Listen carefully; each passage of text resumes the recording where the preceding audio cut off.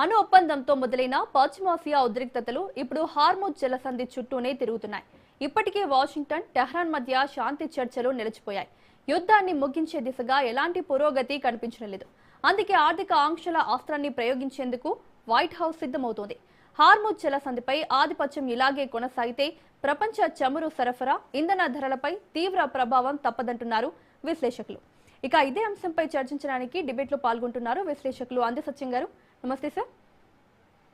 నమస్తే sir, Hormuz జలసంధిపై America అధ్యక్షుడు Trump అయితే సంచలన వ్యాఖ్యలు చేశారు.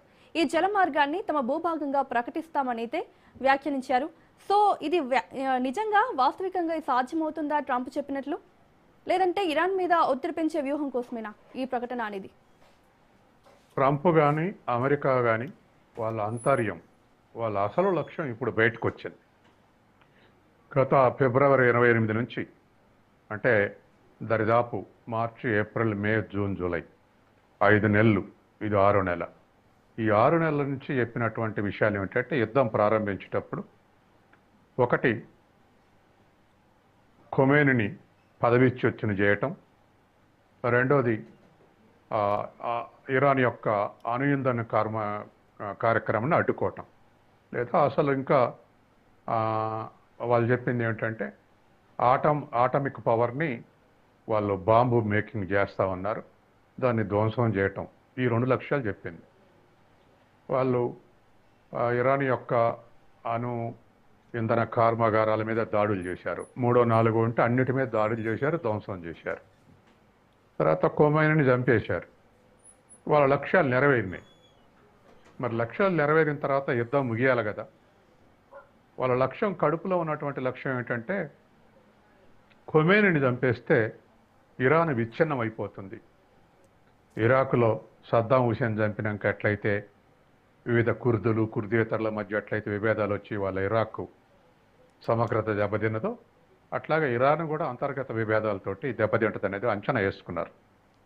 కానీ ఖొమైనీ చనిపోయిన తర్వాత కూడా వాళ్ళ ఇంటిగ్రిటీ దెబ్బతినలే. యుద్ధంలో వాళ్ళు వెనకపట్టుబట్టలే. అంతర్గత కలహాలు లేవలేదు. దీంతో అమెరికాకు ఏం చేయాలనో పాల్గొలేదు. ఆ తర్వాత గత 4-5 నెలలుగా 2 విడతలు 3 విడతలకు బాంబింగ్ చేసింది.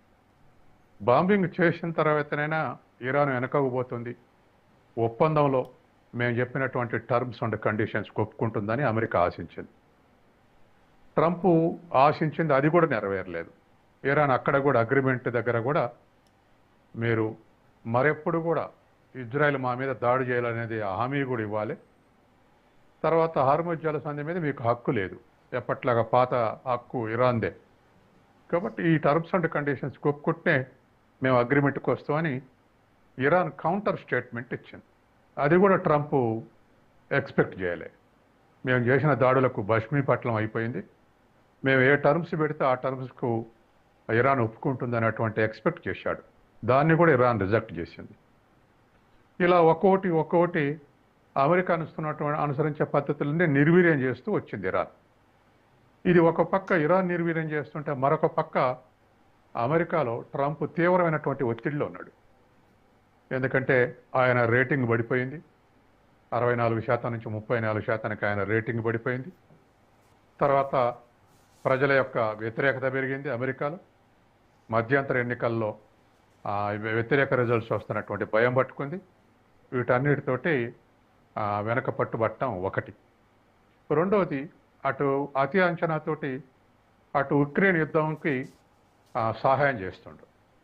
ఉక్రెయిన్కి ఎగుమతి చేసేటువంటి ఆయుధాల్లో, ప్రపంచంలో ఉన్నటువంటి నాటో దేశాలన్నీ ఎగుమతి చేసేటువంటి ఆయుధాల్లో ఒక్క అమెరికా వాటే 67% ఉంది.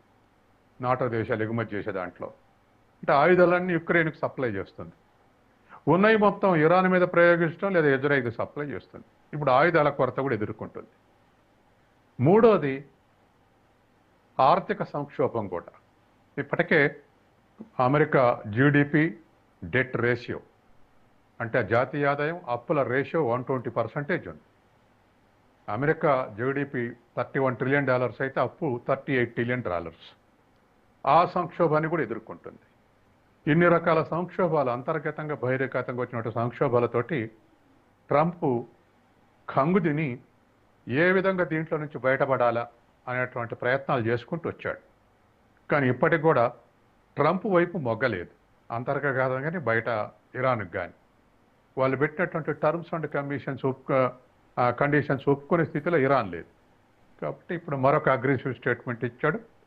అసలు వాళ్ళ కడుపులో ఉన్నటువంటిది ఏమిటంటే ఇరాన్ని డిస్మాంటిల్ చేస్తే గల్ఫ్ మొత్తం తమ దేశంలో ఉంటుంది అనేది. గల్ఫ్ మొత్తం తమ దేశంలో ఉండేది స్వల్పకాలిక లక్ష్యం. కానీ అమెరికాకు ఉన్నటువంటి దీర్ఘకాలిక లక్ష్యం ఏమిటంటే తూర్పు ఏషియా దేశాలన్నీ ఈ గల్ఫ్ దేశాల మీద ఆధారపడి పెట్రోల్ దిగుమతి చేసుకుంటుంది. Including China, including India, including Sri Lanka, including all countries, including Japan. ఈ తూర్పు ఆసియా కంట్రీస్ మొత్తం కూడా గల్ఫ్ నుంచి పెట్రోల్ దిగుమతి చేసుకుంటుంది. ఇరాన్ను డిస్మాంటిల్ చేసి అమెరికా చేతుల్లో ఉంచుకుంటే ఇప్పుడు తనకు శత్రువులు అనుకున్నటువంటి రాజకీయ శత్రువు చైనా, ఆర్థిక శత్రువు జపాన్, తర్వాత అటో ఇటో కాస్త చెప్పితే వినటువంటి భారతదేశం, చెప్పినట్టు వినని భారతదేశం అప్పుడప్పుడు వింటుంది, అప్పుడప్పుడు వినదు. ఇటువంటి వాటిని పరోక్షంగా కంట్రోల్ చేయడానికి గల్ఫ్ హార్ముజ్ జలసంధిని తన చేతిలో పెట్టుకోవాలన్నటువంటి దురుద్దేశంతో ఇవాళ హార్ముజ్ జలసంధి ఇంతవరకు నియంత్రిస్తున్నటువంటి ట్రంప్ నిన్న డిక్లేర్ చేస్తాం మా దేశంగా అన్నాడు. ప్రపంచంలో మనం ఎక్కడ ఈ మాటనం ఒక ట్రంప్ నేటనే వింటున్నాం. ఇది కొత్త ఏం కాదు. డెన్మార్క్ తోటి అటానమస్గా ఉన్నటువంటి గ్రీన్లాండ్ని మాది అని డిక్లేర్ చేస్తా అన్నాడు. అట్లాగే పనామా కాలువని ఇతరులు నిర్వహించడం వల్ల ఆలస్యం అవుతుంది మా ఓడలకు, మేమే నడుపుతామని చెప్పేసి పనామా కాలువ మీద స్టేట్మెంట్ ఇచ్చాడు.